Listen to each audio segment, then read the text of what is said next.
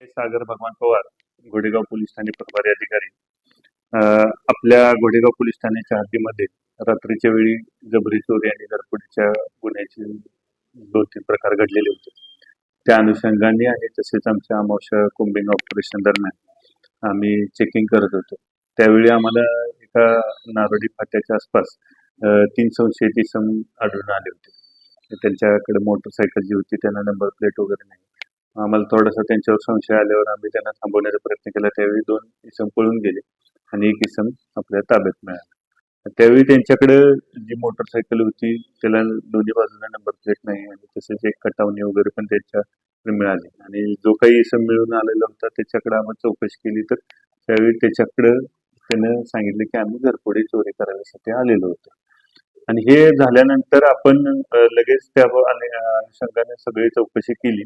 त्यावेळी हा जो आम्हाला एक प्रथम जो सुनील मध्ये म्हणून जो इसम मिळून आलेला होता त्याचा रेकॉर्ड चेक केलं तर त्याच्याकडे 2016 साली अल्पवयीन असताना त्याच्यावरती गुन्हा दाखल होता शिक्रापूर पोलीस स्टेशनला. आणि मग त्या अँगलनं आम्ही तपास केला, त्यांची गुन्ह्याची पद्धत वगैरे लक्षात घेतला. मग त्यांच्याकडं आपल्या आजूबाजूच्या सगळ्या परिसराची आणि ह्याची चौकशी केली. त्यामध्ये आपल्याला असं दिसून आलं की त्यांनी आपल्या गोडेगाव पोलीस स्टेशनच्या हद्दीमध्ये कानसे आणि आमुंडी या गावामध्ये 2 जबरी चोरी आणि घरफोडी केलेली निष्पन्न झाली. ते झाल्यानंतर आम्ही स्थानिक गुन्हे शाखेच्या पथकाची मदत घेतली. स्थानिक गुन्हे शाखेच्या पथकाने सुद्धा सखोल त्यांच्याकडे आरोपींच्याकडे चौकशी केली आणि त्यातील जे 2 पळून गेलेले होते त्यातला एक आरोपी आपल्याला मिळून आला.